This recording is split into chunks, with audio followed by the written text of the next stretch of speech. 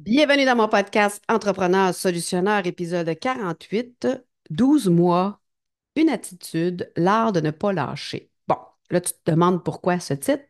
Je te reviens dans quelques minutes, mais avant, dis-moi, comment as-tu aimé ma surprise? C'est-à-dire, comment as-tu aimé mon entrevue de l'épisode 47? Bon, et là, si tu ne sais pas de quoi je parle, évidemment, je t'invite à l'écouter parce que, comme je disais, j'ai décidé dans ma saison 4 de rencontrer d'autres entrepreneurs pour connaître leur parcours, pour savoir ce qui les passionne, les motive, ce qu'ils font quand eux aussi ils ont envie de tout lâcher. Hein. Et bien sûr, qu'est-ce qu'ils font? C'est quoi leur service? C'est quoi leur produit? Donc, je te parle souvent de regroupement d'entrepreneurs, la force du groupe, etc.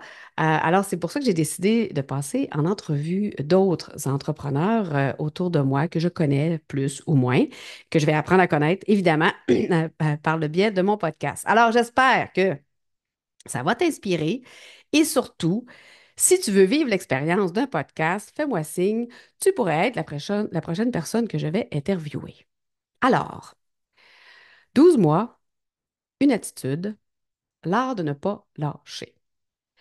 Roulement de tambour, brrr, mon podcast a un an. Et oui, déjà, si tu me suis depuis le début, rappelle-toi, j'ai commencé le 29 septembre 2023, la veille de la Journée mondiale du podcast, parce que oui, le 30 septembre, c'est la Journée mondiale du podcast. Alors, je m'étais dit, quelle belle semaine pour débuter mon podcast. Alors, on est rendu à l'épisode 48. Il y a 52 semaines dans une année. Je trouve ça pas si pire comme constance et assiduité. Et est-ce que j'ai trouvé ça facile? Bon, chaque semaine, non. Non, non. Il y a des semaines où il ne me restait pas beaucoup de temps pour enregistrer, faire le montage et planifier le tout pour que ce soit prêt à temps. Mais si je regarde dans mon rétroviseur, je peux me dire que j'y suis arrivée et que j'en suis fière. Puis je me dis souvent, le temps, c'est comme l'argent. On en a toujours pour ce que l'on veut vraiment. On en a toujours pour ce que l'on trouve important. Maintenant, après un an, c'est certain que je réfléchis à la suite. Bon, je t'ai souvent déjà parlé plusieurs fois de bilan. Le bilan de fin d'année, oui, le bilan de mi-année aussi, que je trouve important. À la limite, à chaque mois, tu peux faire un bilan. Il existe aussi des bilans de fin de projet ou des bilans de progression. Ici, pour rester dans la thématique des parcours, parce que tu me connais, j'aime ça parler de parcours, de destination, de GPS. Alors, pour continuer dans la même veine, comme on dit, j'ai le goût de te parler du bilan de recalcul en cours. Le recalcul en cours ou bien le réajustement de l'itinéraire. D'ailleurs, savais-tu que plusieurs personnes abandonnent leur podcast après seulement 7 à 10 épisodes? Quand même, hein? Souvent à cause de la charge de travail, qui vient avec le podcast, le manque de résultats immédiats ou simplement la difficulté à maintenir un rythme régulier. Et puis, parce que tout ça, oui, je le vis constamment, OK? Mais en plus de la charge de travail, le manque de résultats immédiats et la difficulté de maintenir un rythme régulier, j'ajouterais la planification. Parce que oui, c'est important de reconnaître la réussite. Et dans ce cas-ci, je vous l'ai dit, j'en suis très fière d'avoir persévéré et de me rapprocher d'ailleurs du 50e épisode. Wouhou! Mais après un an, je pense que c'est aussi important de faire un bilan. Je vais donc faire mon bilan en lien avec les raisons pour lesquelles les gens abandonnent. Évidemment, tu vas pouvoir faire plein de liens dans ta vie de tous les jours. Alors, la charge de travail. Oui, c'est vrai. C'est vrai qu'il y a une charge de travail qui vient avec le podcast, mais j'ai le goût de dire surtout au début, parce qu'on nage carrément dans l'inconnu. On essaie des trucs, on teste, on recommence. Et à un moment donné, on finit par avoir une base que l'on peut réutiliser. Puis là, ce point-là, il est vraiment, vraiment important. Trouver des automatismes, des gabarits, des étapes faciles à répéter pour que ça devienne presque un no-brainer, hein, donc des tâches qui ne prennent pas beaucoup de réflexion. Et ça s'applique dans tout plein de sphères de ta vie.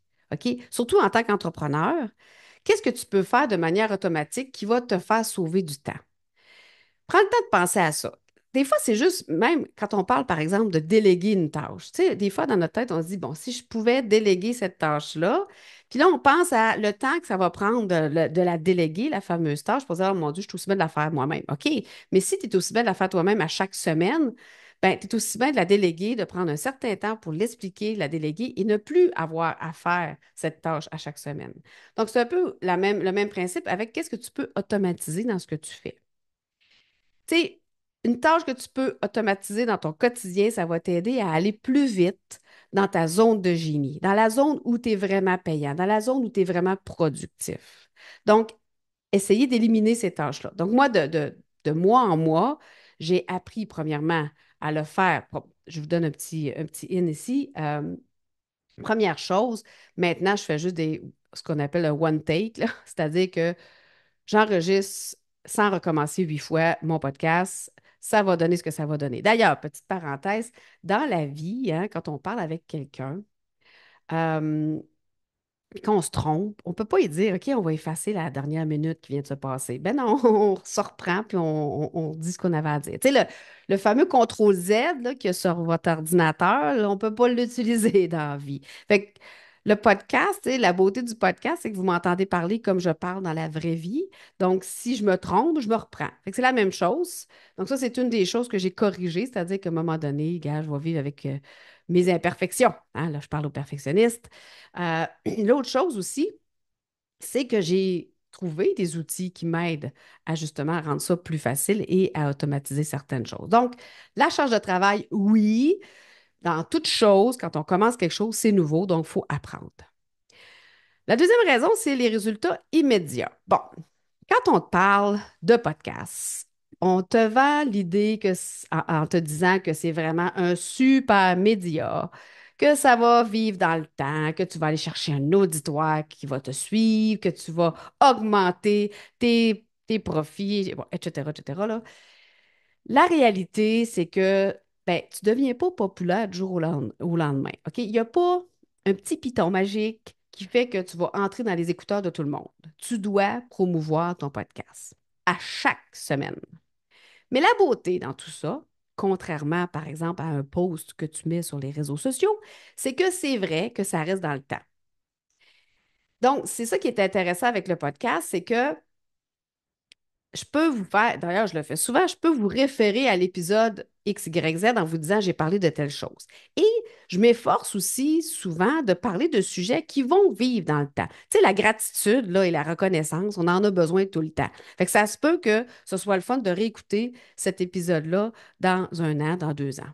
Même chose pour la connaissance de soi. Fait que ça, c'est vrai, c'est un médium qui va rester, que les gens choisissent d'aller chercher, d'aller écouter. Et aussi, ce que j'aime du podcast, c'est que ça permet de partager plus d'idées, des expériences et des histoires de manière authentique et personnelle. Moi, là, le podcast, je voulais peut-être déjà raconter, mais mon podcast il est parti de l'écriture. C'est-à-dire que j'ai commencé par écrire une infolette. Et Marie-Claude, qui est la personne qui me corrige et qui m'aide dans la rédaction de mes infolettes, à un moment donné, elle me dit, Sandra, t'écris trop. Tu devrais faire des blogs. Fait que j'ai dit, OK, parfait, je vais faire des blogs. C'est comme ça que les blogs sont nés. J'ai fait des plus petites infolettes pour aller écrire et je vous référais à partir de mon infolette vers le blog. Et là, à un moment donné, je me suis dit, ouais, mais là, tu sais, moi, je parle vite, hein? Combien de mots je pourrais dire dans un podcast? Donc, je trouve que c'est un moyen vraiment super pour créer un lien fort avec mon audience parce que ma voix et mon ton va transmettre plus que juste des mots. Oui, dans mon écriture, tu peux apprendre à me connaître, tu peux dire, ah, wow, OK, elle écrit comme ça, c'est ça qu'elle veut dire, mais quand je parle, là, c'est vraiment comme différent, c'est vraiment comme plus ma personnalité. Donc, c'est soit que tu t'accroches, soit que tu aimes ça, soit que tu dis, elle me tape ses nerfs, puis tu changes de canal. Puis c'est bien correct comme ça aussi. Donc, résultat immédiat, non, mais on continue. Ensuite, il y a maintenir un rythme régulier ou, si tu préfères, la constance. Parce que la constance, c'est selon moi une des clés importantes du succès dans pratiquement tous les domaines, que ce soit en entrepreneuriat, en développement personnel ou même dans tes relations. Pourquoi? Là, pour t'aider et te convaincre, je vais te donner 5 raisons pourquoi la constance, c'est important. La première, c'est les résultats cumulés. Les petites actions répétées quotidiennement mènent à des résultats significatifs. Donc, c'est un peu comme l'effet boule de neige. Chaque petite action contribue à un plus grand résultat. Tu sais, quand tu prends une petite boule de neige dans la neige, quand elle est bien collante, puis là, tu la roules, tu la roules, tu la roules, ça finit par faire une grosse boule, puis là, tu finis par faire un bonhomme de neige. Mais c'est la même chose. Donc, dans les petites tâches qu'on répète, on finit par avoir des résultats. Tu sais, c'est un objectif, là, c'est pas genre pif, paf, pouf, il est fait. Non, tu as des étapes à faire, tu as des tâches à répéter, puis des fois, une petite tâche, un petit pas, tu sais, c'est quoi le plus petit pas possible que tu peux faire? Il va t'amener forcément vers ton objectif. Donc, puis c'est certain qu'avec la constance vient aussi la persévérance. Donc, les résultats cumulés. Ensuite, on parle de renforcement de la discipline. La constance, ça forge la discipline. Plus tu répètes une tâche, plus tu deviens discipliné. Puis là, cette discipline-là, ça va te permettre de surmonter justement les moments de doute ou les baisses de motivation ou les moments où tu veux tout sacrer ça là, parce que tu le sais que les résultats viennent de l'action répétée. Donc, les résultats cumulés de la première raison vont te dire, hey, tu sais, quand tu continues, tu finis par avoir des résultats. Donc, ça va renforcer ta discipline. Ensuite, on a crédibilité et confiance. Et ça, c'est important. La constance, puis là, peu importe là, dans quel domaine, c'est un signe de sérieux et de fiabilité. Dans le fond, là, la constance fait en sorte que les gens peuvent compter sur toi. Si tu répètes les mêmes choses, si tu es constant dans ce que tu fais, si on te voit de façon régulière, etc., ben, ça te donne une certaine crédibilité et les gens vont avoir confiance en toi. Ensuite, on a l'amélioration continue. Et ça, je t'en ai parlé dans mon épisode où je te raconte mon parcours de karaté. C'est en répétant régulièrement quelque chose, une activité, une tâche, que tu vas l'améliorer. Donc, quand j'ai atteint ma ceinture, que ce soit Shodan, Nidan, peu importe, ben, j'ai réussi parce que j'ai répété et en répétant, je me suis améliorée. Que ce soit de toute façon pour le podcast, que ce soit pour l'écriture, que ce soit pour un sport ou dans ton métier, OK, chaque tâche, chaque projet te rend meilleur. C'est impossible que tu ne deviennes pas meilleur si tu répètes. Tu apprends de tes erreurs, premièrement, tu ajustes ta façon de faire, ta méthode, puis tu progresses. Donc, la constance, c'est une valeur vers l'amélioration continue. Et ensuite, la différenciation. Donc, parce que peu de personnes sont capables de rester constants, beaucoup vont abandonner en cours de route. Quand tu restes constant, tu te démarques parce que tu fais partie de ceux qui persévèrent malgré les obstacles. Donc, qu'est-ce que ça donne la constance? Ça te donne des résultats cumulés, ça te donne, ça t'aide à renforcer ta discipline, ça te donne de la crédibilité et de la confiance, ça améliore, ça te fait t'améliorer de façon continue et tu vas te différencier de ceux qui abandonnent en cours de route. Dans mon épisode 46, je te disais à la blague que je lâchais tout. Bon, à la blague, oui, mais tu sais, c'était quand même à partir d'un état vécu. Parce que oui, ça m'est arrivé, ça m'arrive des fois de me dire, ich, Christy, que c'est tough, que je me donne donc bien du mal, pourquoi ça marche pas comme je voudrais, pourquoi ça va pas assez vite comme je voudrais. Puis dis-moi, OK? Là, dis-moi sans rire. Dis-moi vraiment que tu t'es jamais dit ça, que tu n'as jamais, jamais voulu abandonner quoi que ce soit, peu importe le domaine, là, que ce soit un défi sportif, que ce soit dans ton entreprise, que ce soit, peu importe. Dis-moi sans rire que tu n'as jamais pensé à abandonner à un moment donné dans ta vie. Puis là, mettons que c'est le cas. Si c'est le cas, OK, si tu n'as jamais pensé abandonner quoi que ce soit, alors demande-toi si tu t'es déjà retrouvé face à un défi qui te pousse au-delà de tes limites habituelles. Demande-toi si tu as déjà décidé de sortir de ta zone de confort et que cette nouvelle zone inconfortable temporaire t'a donné le vertige et le goût de tout abandonner. Puis en même temps, ben, c'est un choix. C'est un choix de rester dans ses pantoufles et de suivre le flot. C'est un choix, je le respecte, mais c'est pas le mien. Si tu te souviens, dans l'épisode de la semaine passée, dans l'épisode 47, Christelle, elle disait, tu sais, elle parlait de discipline, puis elle disait quand tu suis le flow, ben, ça va donner ce que le flow te donne, tu sais. Mais c'est un choix, mais c'est pas le mien. Et j'ai le goût de te dire aussi, ben, quand justement, tu sais, Tu te poses des questions quand tu te demandes j'abandonne-tu, j'abandonne pas, quand tu te demandes est-ce que je vais faire tel défi ou pas. Il y a Bernard Diridoulou, c'est cute, qui dit quand on veut faire quelque chose, on s'en donne les moyens et quand on veut pas, on se donne des raisons. Fait que là, j'ai le goût de te dire, tu sais, écoute-toi parler, hein, observe-toi, tu sais comment j'aime dire ça. Écoute-toi parler et demande-toi, est-ce que tu es en train de te trouver des raisons ou des moyens pour réussir? Bon, je m'égare, là, je suis bonne là-dedans. Donc, revenons à mon bilan. Donc, on a parlé de la charge de travail, les résultats qui ne sont pas immédiats, de la constance et j'ai décidé d'ajouter à tout ceci la planification. La planification, c'est, selon moi, un pilier fondamental pour atteindre tes objectifs. OK? Que ton objectif soit personnel ou professionnel, la planification, c'est le processus qui va te permettre de transformer une idée en réalité en découpant le tout, en découpant le chemin à parcourir en étapes concrètes. Et tu le sais, je te parle souvent d'ajuster ton GPS parce qu'un objectif, c'est un peu comme la destination où tu veux aller. Tu sais, dans ma tête, ça fonctionne comme ça. Si tu entres pas la bonne adresse dans ton GPS, tu ne vas pas te rendre à la bonne adresse. OK? Donc, si tu ne définis pas ton bon objectif, tu ne vas pas atteindre ton bon objectif. Mon objectif à moi, c'était de faire un podcast pendant 1 an. Ça, c'était mon premier objectif. Maintenant, de là l'utilité de faire un bilan, qu'est-ce que je fais avec mon podcast? C'est quoi la suite? Bon, rassure-toi, ma saison 4 est quand même planifiée. Après, j'ai quelques idées peut-être pour modifier ma façon de faire ou plutôt, je dirais, ma façon de communiquer avec toi à partir de mon podcast. Parce que Albert Einstein disait, la folie, c'est de faire toujours la même chose et de s'attendre à un résultat différent. Alors, mon bilan va me permettre de réfléchir à d'autres façons de faire pour avoir des résultats qui sont différents. Et là, tout ça, ça m'amène à l'engagement. L'engagement, pour moi, c'est plus qu'une décision prise une seule fois, c'est un choix renouvelé chaque jour.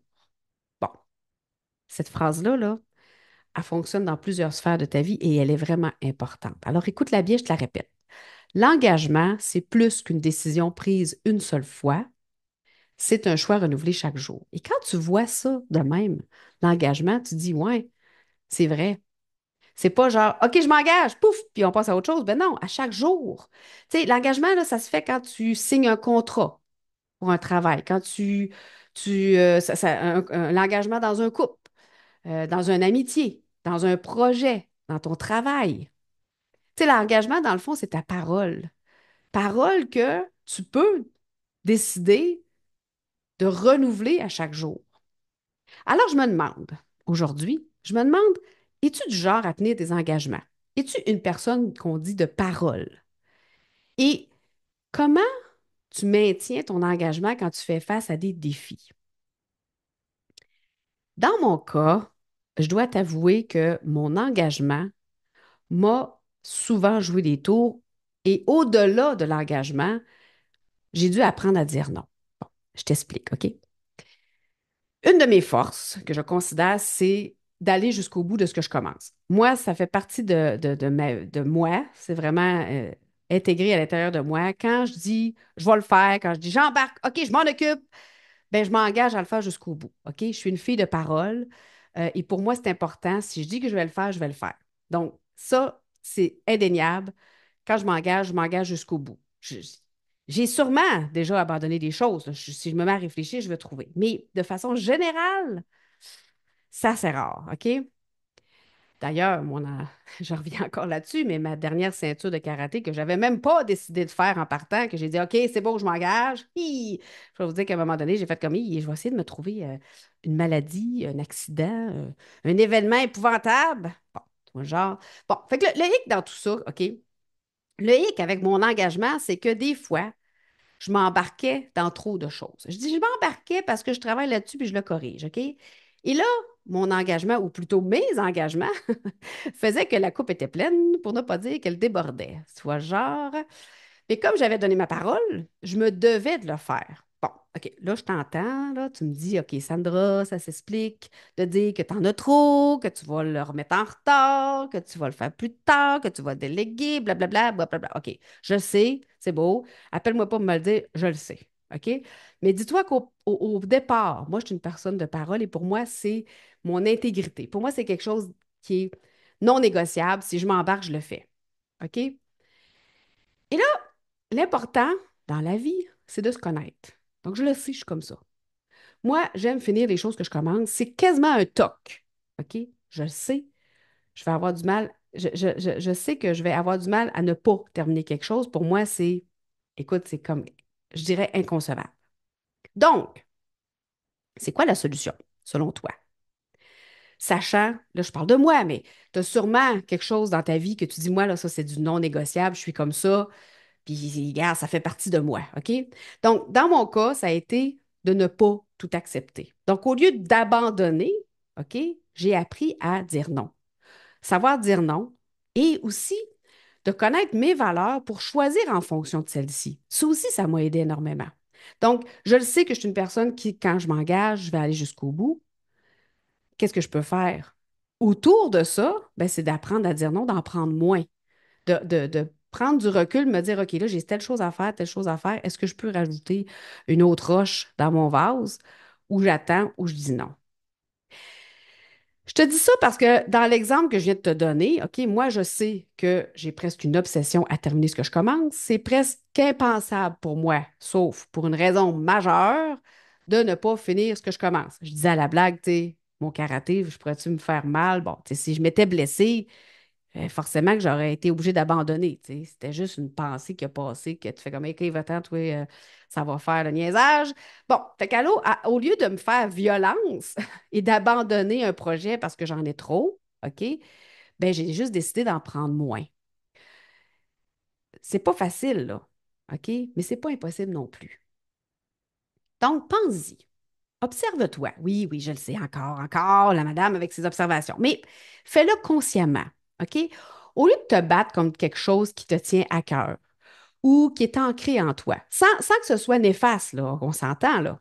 Tu sais, je ne te parle pas d'une mauvaise habitude ou d'une stratégie négative qui te dévie de ton objectif, là. Je te parle d'une force, d'une aptitude que tu as et qui t'a servi de manière générale. Parce que dans mon cas, mon entêtement à terminer ce que je commence, à respecter mes engagements, ben, ça m'a bien plus servi que ça m'a nui. En fait, je pense pas que ça m'a nui vraiment, mais ça m'a mis, mettons, un peu dans le trouble quelquefois, mais ça m'a pas nui comme tel. Fait que, tu sais, pense à une force que tu as, que, tu sais, même des fois, on pourrait dire, My God, tu sais, moi, je le dis sans m'en cacher, j'ai une tête de cochon. C'est ma tête de cochon qui fait que je vais me rendre jusqu'au bout. Fait que oui, je me suis fait traiter de tête de cochon parce que ma tête de cochon, des fois, elle va ressortir ailleurs, qu'il faut pas, tu sais.